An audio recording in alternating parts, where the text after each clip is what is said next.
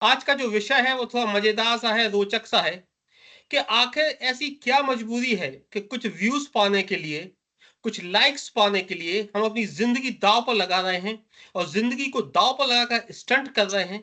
Reel बनाने की हमारी इच्छा है।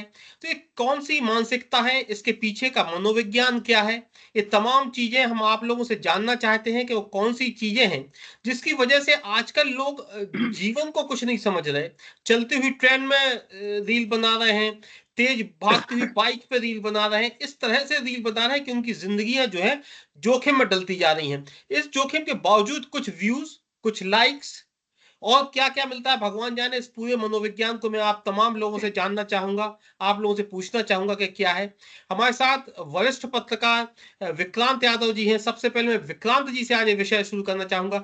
विक्रांत जी, इस पूरे विषय को आप किस तरह से देखते हैं, क्योंकि आप इतने सीनियर जर्नलिस्ट हैं और खासकर आप सोशल मीडिया को भी समझते हैं, आप पत्रकार भी हैं और सोशल मीडिया को भी समझते हैं। तो मैं आपसे जानना चाहता हूँ, ये कौन सी चीज है, एक कैसा मनोविज्ञान है कि लोग अपनी जान जोखिम में डाल रहे हैं, स्टंट कर रहे हैं रील बनाने के लिए, वो सिर्फ कुछ व्यूज चाहते हैं, कुछ लाइक्स चाहते हैं। विक्रांत जी समझाएं।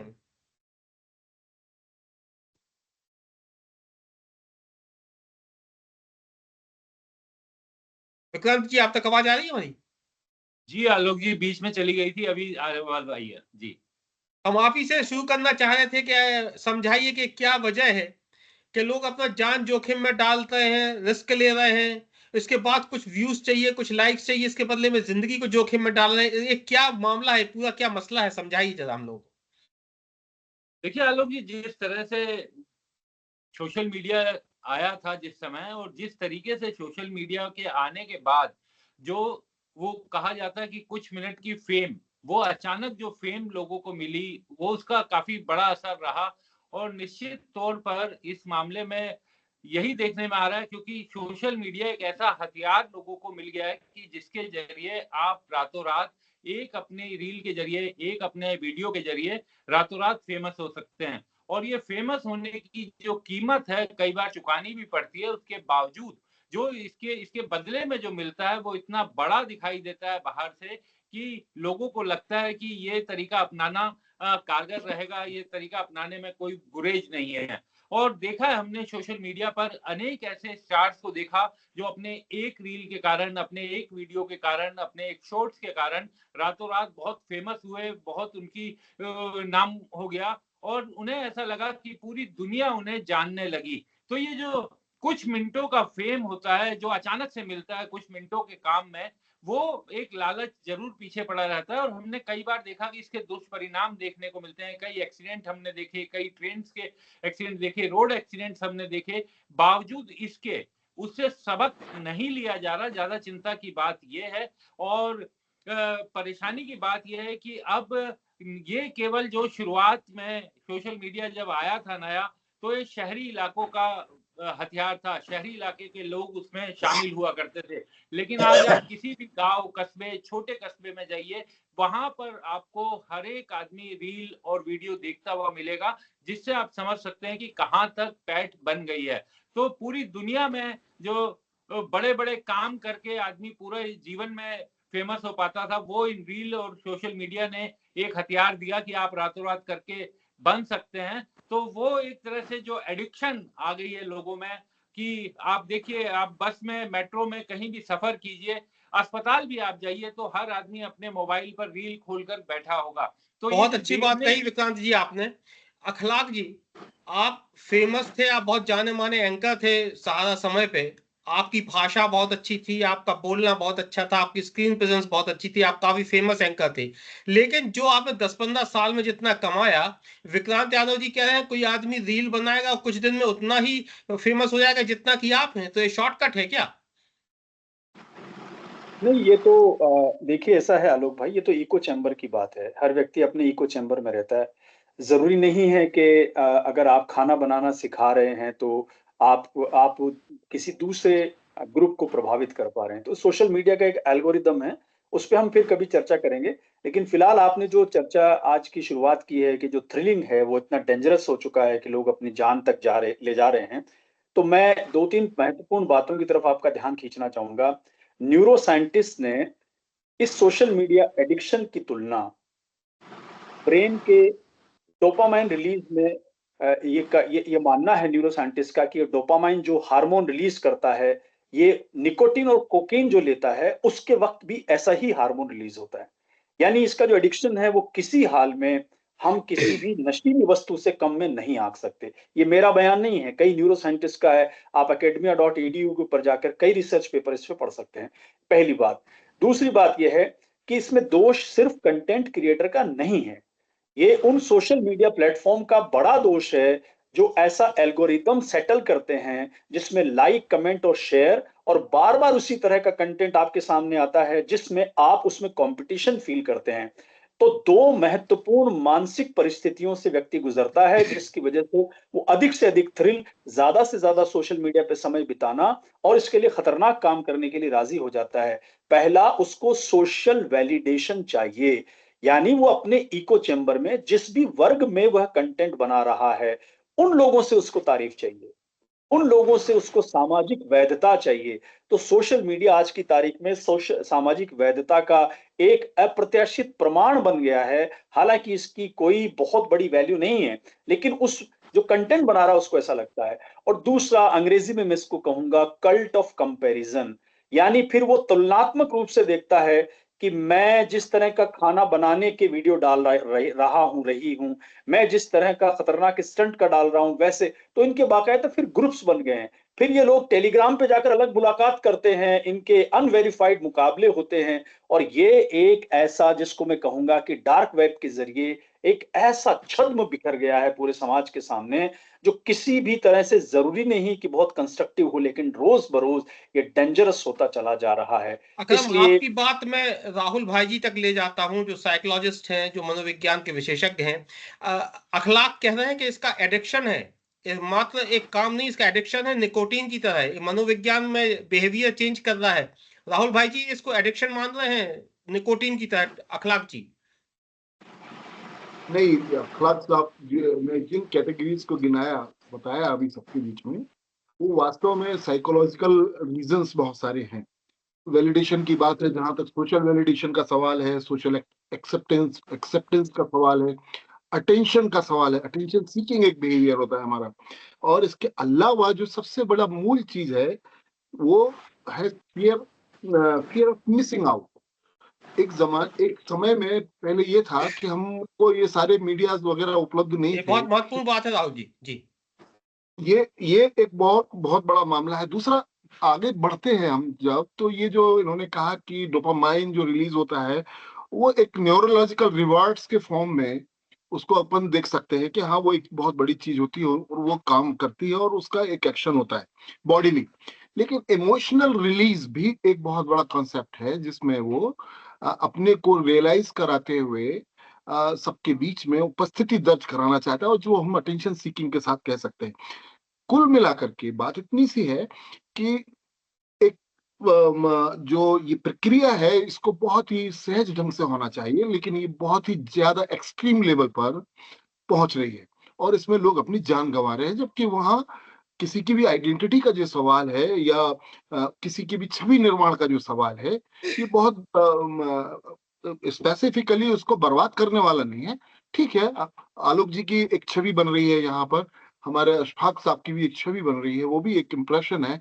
और ये एक नेचुरल है कि हम एक ग्रुप में रहते हुए हम अपने आप को एक स्पेसिफिक वे में प्रेजेंट करते हैं। तो हमारा राहुल जो भाई जी, बिहेवियर इसमें है, एक रास्ता और है, एक एस्पेक्ट और है जो बहुत महत्वपूर्ण है, जिस पर कविता जी अपना विचार रखने वाली हैं। एक सीनियर जर्नलिस्ट हैं कविता जी, और सोशल मीडिया की एक्सपर्ट हैं। तो कविता जी, आप इतनी सीनियर जर्नलिस्ट भी हैं और सोशल मीडिया की एक्सपर्ट भी हैं। आपने कहा कि एक इसका आर्थिक पहलू भी है जो लोगों को अपनी जान जोखिम में डालने के लिए तत्पर कर रहा है। क्या है वो पहलू? आप बताइए हम लोगों को। आलोक जी, अभी अखलाक भाई ने जो कहा और राहुल सर ने जो कहा, वो एक सोशल समाज में अपनी जगह बनाने की बात तो है ही, कि लोग चाहते हैं कि उन्हें लोग पहचाने, जल्दी से जल्दी फेम मिल जाए। लेकिन इसका एक देखिए फिनेंशियल एस्पेक्ट भी है।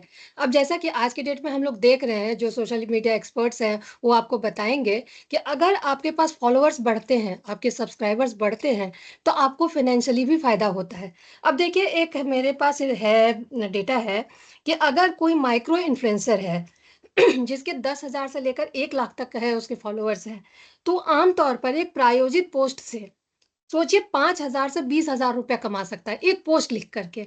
अगर आप क्रिएटिव हैं, नहीं है, वो बात की बात है। लेकिन अगर आप इन्फ्लुएंसर बन गए हैं, आपके सब्सक्राइबर हैं, फॉलोवर्स हैं, तो आप ये पैसा आसानी से कमा सकते हैं।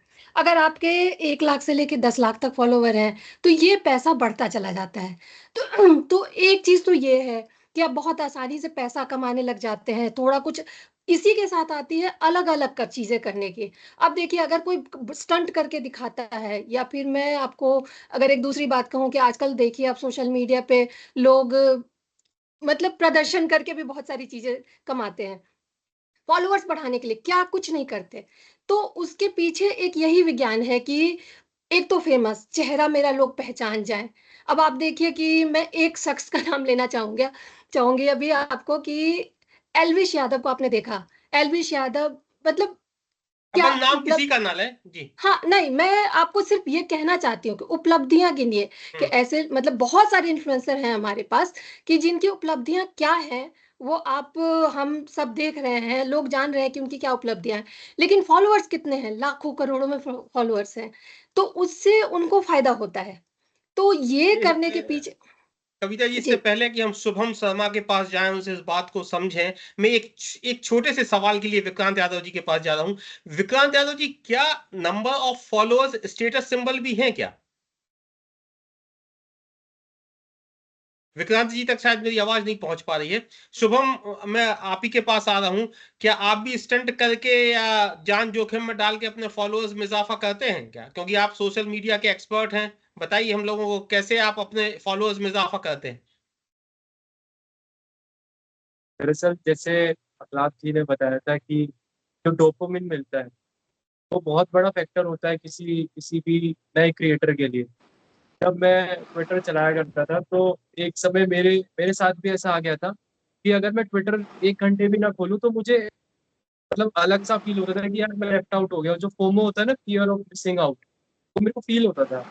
लेकिन ट्विटर एक अलग प्लेटफॉर्म है कि वहां पर आपको अपनी नॉलेज डालनी है अगर आपको रेलेवेंट बने रहना होता है।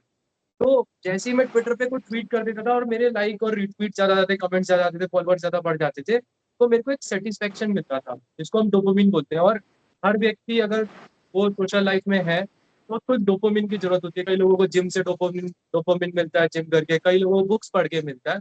तो ये कैटेगरी क्रिएट हो गई है कि ज्यादा लाइक मिलेंगे, ज्यादा कमेंट्स मिलेंगे, ज्यादा शेयर मिलेंगे तो उनको डोपामिन फील होता है। और जो शुभम, हम एक बात जानना चाह रहे हैं, क्या जो इस तरह के स्टंट वाले या जान में जोखिम डालने वाले जो खतरनाक रील्स होते हैं, क्या उनको ज्यादा लाइक मिलते हैं? यस, हाँ, उनको ज्यादा मिलते हैं क्योंकि वो एक इजी वे है जल्दी से जल्दी सक्सेसफुल होने का। और एक पीयर प्रेशर भी होता है कि भाई मेरे फॉलोअर्स नहीं बढ़ रहे। आप देखेंगे कई लोगों को मैंने देखा है कि बीच में प्रैंक का क्रेज बहुत बड़ा था। ये लोग उल्टे सीधे प्रैंक करने लगे थे। क्यों? क्योंकि उनको सिर्फ कमेंट ज्यादा चाहिए था, है ना, रील्स पे व्यूज ज्यादा चाहिए था। जो जो भूत सवार हो गया हमारी जनरेशन पे कि उनको ऐसा लगता है कि लाइक्स ज्यादा आ रहे हैं, कमेंट ज्यादा आ रहे हैं, शेयर ज्यादा हो रहा है, तो उनको लगता है कि भाई उनको रिवॉर्डेड फील होता है, उनको लगता है वैलिडेटेड शुभम, हो अगले गया। राउंड में हम आपके पास टेक्निक समझने आएंगे। पहले राउंड की समाप्ति पे हम देवदत्त जी के पास जा रहे हैं, वो वरिष्ठ पत्रकार हैं। देवदत्त जी, तो जो एक नया ट्रेंड चला है, हर जगह रील, हर जगह सेल्फी, हर जगह की चीज लाइव करना, सोशल मीडिया पे पूरी निजी चीजें भी खोलना ताकि उनको लाइक ज्यादा मिल सके, व्यूज ज्यादा मिल सके, और अपनी जिंदगी भी खतरे में डालना। तो इसका आप समाज पे क्या इम्पैक्ट देख रहे हैं? देखिए, ये वाकई में जितना सब लोगों ने बताया, अखलाक भाई, राहुल भाई, कविता जी, सब ने, एक तरह से मानसिक बीमारी का रूप लेते जा रही है। आप देखेंगे कि किस तरह से लोग पागलों जैसे हो गए हैं कि रात में 2-2 3-3 बजे तक और जान जोखिम डाल, बाप बेटा नदी किनारे पुल पे खड़े होकर सेल्फी ले रहे हैं, पता चली पैर फिसला, दोनों बह गए। तो ये ज़िंदगी से ज़्यादा जब ये लगने लगे, जब भी कोई नई चीज़ जीवन में आती है तो उसका ऐसा ही होता है शुरुआत में। तो जब से सोशल मीडिया भी एक दशक ही हुआ है जब उसकी सक्रियता आई, आप लोगों तो के ये किसी के सब, माइक से आवाज आ रही, कृपया अपने माइक म्यूट कर लें प्लीज। हाँ।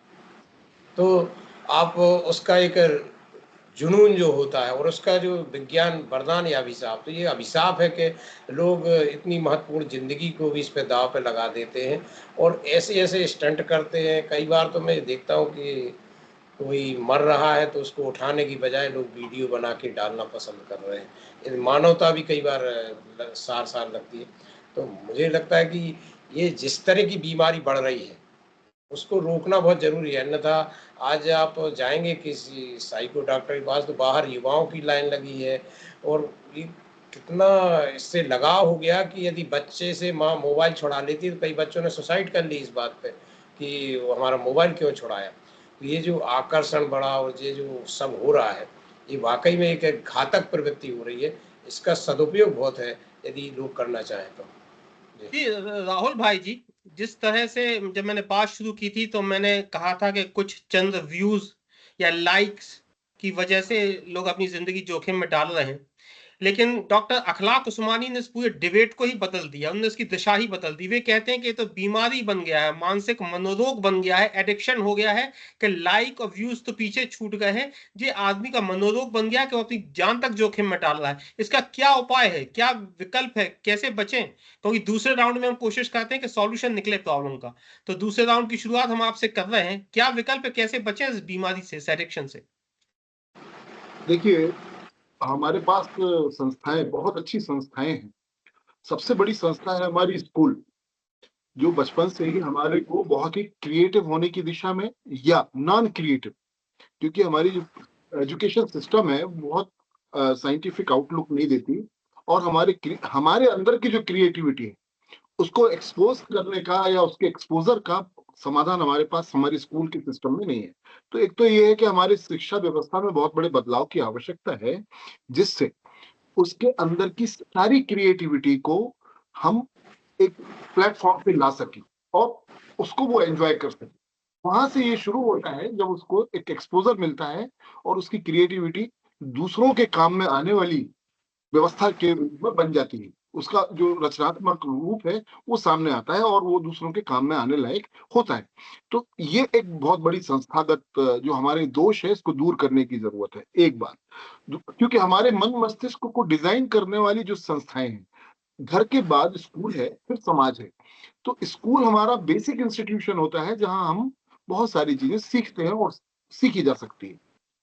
इसके अलावा हमको ये जो व्यवस्था के अंदर जो एक विशेष किस्म की कम्युनिटी डेवलप हो रही है, उसके ऊपर आप कोई कंट्रोल नहीं कर सकते। जो एक खास तौर से जिसको नार्सिसिज्म बोलते हैं, आत्म केंद्रित या आत्म प्रशंसा से जो पीड़ाएं हैं जुड़ी हुई, और वो उसका जो एक्सप्रेशन है, तो इसको रोकने का एक ही तरीका है कि हमको हमारे इंस्टीट्यूशनल चेंजेस लाना पड़ेंगे।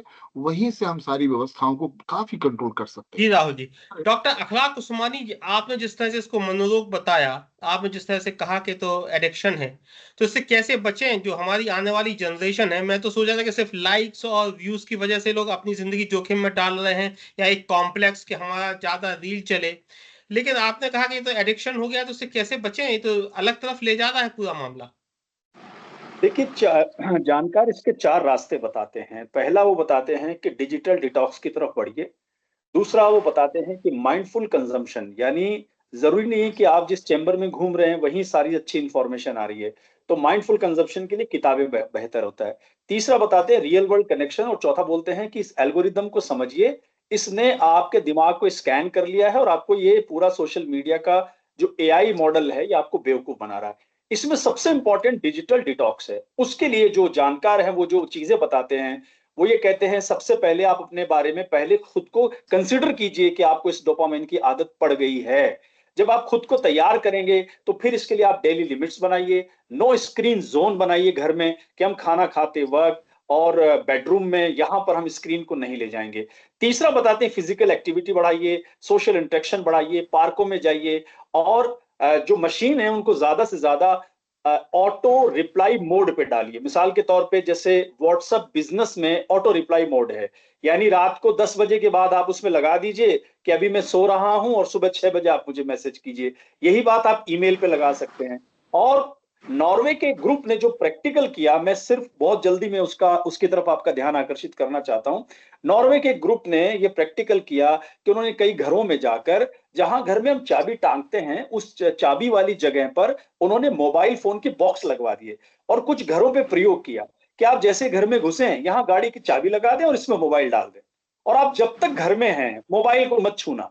जैसे अब बाहर जाएं, गाड़ी की चाबी निकालें, मोबाइल निकालें और फिर चले जाएं। इसके बड़े सकारात्मक परिणाम सामने आए। मैं आपसे कहना ये चाह रहा हूं कि हमें समाज के बीच में सिर्फ एक बात ये ले जाने की जरूरत है कि भाई आप डिजिटल बीमारी के चक्कर में आ गए हैं, आपका डिटॉक्सिफिकेशन किए बिना इसका इलाज संभव नहीं है। आपका परिवार बिखर रहा है, आप असामाजिक हो रहे हैं, फेस से फेस इंटरेक्शन में आपको कमी आ रही है, आप डोपामिन के मरीज हो चुके हैं और ऐसा ना हो कि ये सारी चीजें आपको तबाही के कगार पे ले जाएं। तो व्यक्ति को ये कंसिडरेशन तक ले जाना बहुत जरूरी है। और जी इसकी अकलाक भाई। शुरुआत, मैं राहुल जी की बात की तायद करता हूं, इसकी शुरुआत स्कूल से की जानी जरूरी है, क्योंकि कच्ची उम्र में अभी देखिए हम सब अपने यहाँ जो बैठा हुआ एज ग्रुप जरा पता कीजिए आप, हमारा एज ग्रुप सब 40+ वाला है, हम ये सारी बातें कर रहे हैं।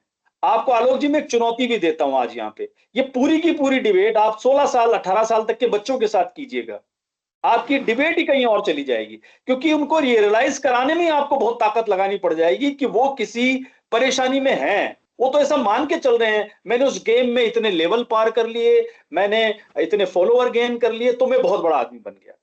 धन्यवाद अखलाक जी। लेकिन मैं, कविता जी और शुभम, 3 लोग 40 साल से कम उम्र के हैं।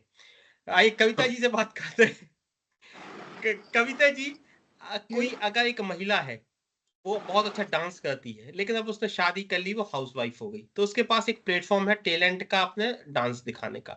कोई महिला है बहुत अच्छा घर में खाना बनाती है, तो उसने एक रेसिपी वाला अपना यूट्यूब चैनल शुरू कर लिया। कोई महिला है गाना गाती है, वो जो हाउसवाइफ्स थी उनके लिए एक प्लेटफॉर्म मिल गया। बहुत से लोग हैं जिनके पास गाने का, संगीत का, बहुत सारी कलाएं हैं, जिनके टैलेंट थे, उन तमाम लोगों को एक प्लेटफॉर्म मिल गया।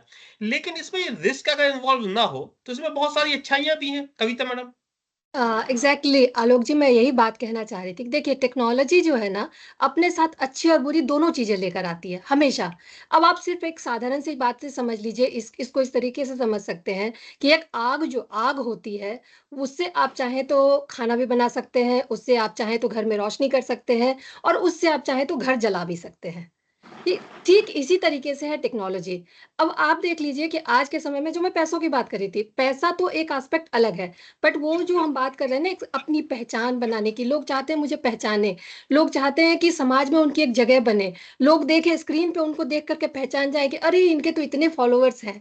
तो ये चीजें बहुत गांवों गांवों तक पहुंच गई है। आप देखिए सोशल मीडिया पर जो रील्स आते हैं, उनमें गाँव-गाँव तक लोग बना रहे हैं, सिर्फ़ इसलिए। और फिर उसमें ये भी बात कई बार आती है, कि अरे आप तो बड़े अच्छे पैसे कमा रहे हो। तो ये दोनों चीज़ें हैं, प्लेटफ़ॉर्म तो मिल रहा है, लेकिन लोग इसके इतने एडिक्ट हो गए हैं, और उसमें अपनी पहचान बनाने के लिए इतना कुछ कर जा रहे हैं कि आप उसकी लिमिट सेट ही नहीं कर पा रहे। तो कविता मैडम, अगर ये पॉजिटिव तरीके से हो, सकारात्मक ढंग से हो, तो लोगों को घर बैठे एक आमदनी का जरिया हो सकता है क्या? बिल्कुल, क्यों नहीं हो सकता? बिल्कुल, यही तो मैं कह रही हूँ कि देखिए, नेगेटिव पॉज़िटिव दोनों चीज़ें हैं, लेकिन जैसा कि सर ने बताया, राहुल सर ने बताया, अखलाक ने बताया कि इसकी शुरुआत एक पॉजिटिव तरीके से हम कैसे अपने लोगों को ये बताएँ, कैसे लोगों को समझाएँ कि किस चीज़ का महत्व अच्छा है, मतलब अच्छा संदेश जा सकता है, और किस चीज़ का नहीं जा सकता है। आप देखिए कुछ चीज़ें होती है, स्टंट कर लिया, ताकत है, हिम्मत है, कुछ आपने उछल-कूद मचा के कर लिया, वही बहुत सारे लोग पसंद कर रहे हैं, लेकिन उसका कुछ सोशल मैसेज नहीं है। जी तो कविता। यही चीज़ है कि अगर आप करते हैं कुछ अच्छा मैसेज देते, आज देखिए सोशल मीडिया पर भी बहुत सारी ऐसी चीज़ें हैं जो आपको इन्फ्लुएंस करती हैं, अच्छा कुछ बताती हैं। तो आप वहाँ एक तरीके से मेंटल डिटॉक्स भी होता है आपका, बहुत चीज़ें जी, हम सीखते भी शुभम हैं। जी के पास चलते हैं। शुभम, इस बारे में हम लोगों की मदद कर सकते हैं। शुभम, बात अच्छी की जाए, रचनात्मक की जाए, क्रिएटिव की जाए, और उसमें कुछ जिस तरह की आप टेक्नोलॉजी की बात करते हैं कि अच्छा थंबनेल होना चाहिए, दूसरी तमाम चीजें होनी चाहिए, तो कुछ ऐसी चीजें बताइए जिससे आप व्यूअर्स अपने बढ़ा सकते हैं, लाइक्स अपना बढ़ा सकते हैं, बजाय रिस्क लेने की, बजाय इसके कि आप अपनी जिंदगी खतरे में डालें। आप टेक्नोलॉजी के बेहतर इस्तेमाल से कैसे अपनी रीच में इजाफा कर सकते हैं, चाहे व्यूअर्स हों, चाहे सब्सक्राइबर हों, चाहे लाइक्स हों। कुछ टेक्निक्स हम लोग को बताइए जिनका आप इस्तेमाल करते हैं। आपका माइक बंद है शुभम जी। शुभम जी, आपका माइक बंद है। एक लाइन में बोलना चाहता हूँ कि अपने ब्रेन को डिटॉक्सिफाई करने से बेहतर है कि हम लोग अपने गैजेट्स को डिटॉक्सिफाई करें। तो कैसे कर सकते हैं? जब आप वैसी वीडियोस और उनको लाइक करना बंद कर देंगे, कमेंट करना बंद कर देंगे, उनको देखना बंद कर देंगे, तो वो आपकी टाइमलाइन से सोशल मीडिया जो एल्गोरिदम है वो अपने आप हटा देगी। जैसे एक बार मेरे को बीच में एनडीए की वीडियोस देखने का बहुत शौक हुआ था, तो मैं बार बार वो एनडीए की वीडियोस ही दिखाने लगा मेरे को, क्योंकि मैं शेयर कर रहा हूँ, उसको लाइक कर रहा हूँ। तो अगर आप ऐसे ऐसे हार्मफुल कंटेंट को, एक तो आप रिपोर्ट करने का भी ऑप्शन आता है, अगर आप रिपोर्ट करें, अगर सही कैटेगरी में रिपोर्ट किया जाए तो ऐसे में सोशल मीडिया प्लेटफॉर्म एक्शन भी लेते हैं और कभी कभी उसके हैंडल्स को बंद भी कर देते हैं। तो ऐसे उन लोगों को भी संदेश जाएगा जो ऐसी वीडियोस बनाते हैं कि अगर आप ऐसी वीडियोस बनाएंगे तो आपके खिलाफ एक्शन होगा। तो हमें भी एज अ यूजर थोड़ा सा प्रोएक्टिव अप्रोच रखनी पड़ेगी। दूसरी बात, अगर आप लोगों की चीजों को एड्रेस करेंगे, आप वो जो सुनना चाहते हैं, जो क्वेश्चंस के सवाल उनको आमतौर पे नहीं मिलते, चाहे वो हेल्थ से उनके रिलेटेड हो गए, चाहे उनकी पढ़ाई से रिलेटेड हो गया, चाहे वो जैसे मैम ने बताया कि आ, आ, आ, कुछ भी महिला संबंधित कोई भी प्रश्न हो गया, तो अगर आप उनको सर्व करेंगे तो अपने भारत में तो इतनी ऑडियंस है, अगर आप 1% 2% को भी कैटर कर लेंगे तो आप मिलियन पार कर जाएंगे, करोड़ों में पहुंच जाएंगे। तो लेकिन लोग क्या है कि वो फोमो के पीछे पड़ गए हैं कि अच्छा वो ऐसा कर रहा है और वही वायरल हो रहा है तो मेरे को भी ये करना है।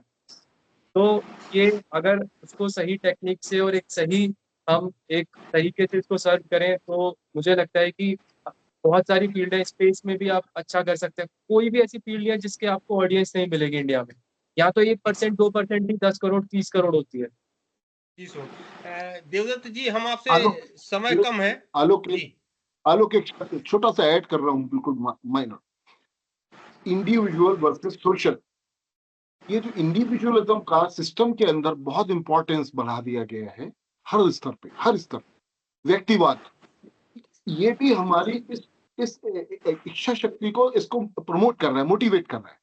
और हम अपनी पहचान बनाने के लिए तो हमारा जो व्यक्तिवाद है वो बहुत तेजी के साथ हावी हो रहा है हमारे। बस इतना सा। देवदत्त जी, समय कम है लेकिन मैं आपसे छोटे छोटे 3 सवाल पूछना चाहता हूँ। पहला सवाल है, जैसे पहले नेताओं के फॉलोअर्स ज्यादा होते थे तो उनकी पहचान बनता था कि इस नेता के इतने ज्यादा समर्थक हैं, क्या आज के समय में पत्रकारों के या इन्फ्लुएंसर्स के जितने फॉलोअर्स हैं, क्या वो स्टेटस सिंबल है, क्या उनकी ताकत मानी जाती है? देवदत्त जी। देखिए, बिल्कुल ज़िंदगी में ये शॉर्टकट रास्ता है और खोखली ये पब्लिसिटी या कहें कि लोकप्रियता का भ्रम है लोगों को। क्योंकि कितने आपने देखे कि सड़क छाप कोई गाना गा रहा है तो रातों रात हाईलाइट हुआ, फिर आज कोई नहीं पूछ रहा है। ज़िंदगी में स्थायी सफलता चाहिए, लोकप्रियता चाहिए तो उसको ठोस काम ही करना पड़ेगा, मेहनत ही करनी पड़ेगी। ये सबको समझना चाहिए। ये सब सड़क है, पानी के बुलबुले जैसे हैं, आए गए लाइक किए, आपको कोई भी हास्य कलाकार ज़्यादा कमेंट्स लाइक ले लेगा, जैसा आपने बताया भी था, और कोई मेहनत कश आदमी को उतने नहीं मिलेंगे। जैसे कई बार बड़ा अच्छा ईमानदार आदमी चुनाव हार जाता है और कोई फिल्मी सितारा या कोई जो पब्लिसिटी पाए वो चुनाव जीत जाता है, लेकिन वो एक ही चुनाव तक सीमित रहता है। स्थायी केवल जिंदगी में वही देगा जो कर्म करेगा, ठोस काम करेगा। इस सड़क ये जो एक तरह से सपना है, इसको लोगों को भूलना चाहिए। इस लाइक कमेंट से कुछ होना जाना नहीं है। ये आज एक पे आपको वो है, कल दूसरे दिन आपको नेगेटिव भी मिलेगा। जी देवदत्त जी, आप कितना फॉलो करते हैं सोशल मीडिया, कितना समय देते हैं एक दिन में? और हमें तो देना ही पड़ता है, बातें हम कितनी करें लेकिन क्योंकि अब देखना ही पड़ता है कि क्या हुआ नहीं, क्या नहीं हुआ। आलोक जी, मैं यहाँ एक चीज ऐड करना चाहूंगी इसमें कि जो हम्म, हम जिस प्रोफेशन से जुड़े हुए हैं लोग, हम पत्रकारिता में हैं, हमारा काम है इससे जुड़े रहना, तो हमें जानकारियों के लिए भी उससे जुड़ा रहना पड़ता है। ये इसका पॉजिटिव एस्पेक्ट है, ये नेगेटिव नहीं है। लेकिन हाँ, यही आप देखिए कि जब लोग इसके शिकार हो जाते हैं, वो जो नशा चढ़ जाता है कि बैठ के घंटों घंटों वो रील्स देखते रहते हैं, क्या है, तो वो आपको हार्म करता है। आपके हमारे लिए तो देखना बहुत जरूरी है। अगर हम नहीं ट्विटर नहीं देखेंगे, फेसबुक नहीं देखेंगे, अगर हम इंस्टा नहीं देखेंगे, तो फिर बहुत सारी चीजें हम मिस कर जाएंगे।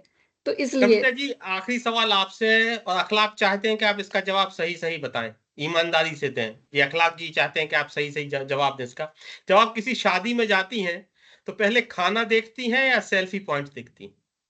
एग्जैक्टली मैं अपनी बात करूं तो मुझे बहुत ज्यादा शौक नहीं है, तो इसलिए मुझे सेल्फी पॉइंट की जरूरत नहीं है, और मैं जहां भी ले लूं तस्वीर अच्छी ही आती है। तो ये तो एक एस्पेक्ट है, खैर।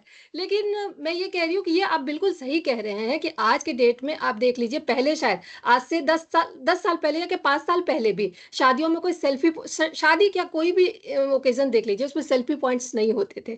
आज हर इवेंट में एक सेल्फी पॉइंट होता है, लोग जाते हैं, फोटो खिंचवाते हैं, और वो वही मतलब किसी भी तरीके से मेरी एक खास पहचान बने, वो बताना जरूरी होता है। मेरी प्रेजेंस लोग मतलब पहचाने, लोग मुझे समझे कि हम वहां पर थे, वो जताने के लिए करना जरूरी होता है, वरना तो आपकी वैल्यू नहीं चलिए, मैं होती। आप सब लोगों का बहुत बहुत धन्यवाद करता हूं, लेकिन एक छोटा सा सवाल शुभम के लिए, फिर उस पर खत्म करेंगे। शुभम, क्या रोज सुबह उठ के अपने फॉलोअर्स गिनते हो सबसे पहले उठ के? पहले करता था मैं ये सब, अब नहीं करता। जी, पहले करता। पहले करते थे, अब नहीं करते, लेकिन आज की समय में कहा जाता है। जी अखलाक जी। देखिए, आज हम जब यहाँ से विदा हों आलोक जी, तो मैं सबसे रिक्वेस्ट करूंगा, और बाकी जितने आपके दर्शक हैं जिन जो बहुत परेशान हैं अपने बच्चों के इस डिजिटल एडिक्शन से, वो गूगल पे जाकर जरूर एक शब्द सर्च करें, पोमोडोरो, POMODORO। बड़ी आसान स्पेलिंग है, याद रह जाएगी। पोमोडोरो एक ऐसी टेक्निक है जिससे हम डिजिटल डिटॉक्स की तरफ बढ़ सकते हैं। Thank you. आप सारे लोग आए, आप लोगों ने मेरे साथ बात की, और इस डिबेट में जो हम 2 राउंड करते हैं, पहला समस्या क्या है, दूसरा सॉल्यूशन क्या है, आप तमाम लोगों ने अपने जो महत्वपूर्ण विचार दिए। तो जब भी मुझे लगता है कि किसी आदमी कोई दुविधा में फंसेगा और उसे किसी जवाब की तलाश होगी, तो उसे आप सारे लोग, चाहे कविता मैडम हो, राहुल भाई जी हो, देवदत्त सिंह दुबे हो, डॉक्टर अखलाक उस्मानी हो या शुभम हो, आप लोगों ने जो आज विचार जताए हैं, वो इनकी रोशनी में अंधेरे से निकल सकेगा, प्रकाशवान हो सकेगा, और नई जिंदगी के सफर में आप लोगों की ये बातों का वो फायदा उठा सकेगा। आप सारे लोगों के लिए बहुत बहुत आभार, बहुत बहुत धन्यवाद, आप सबका अभिनंदन। नमस्कार।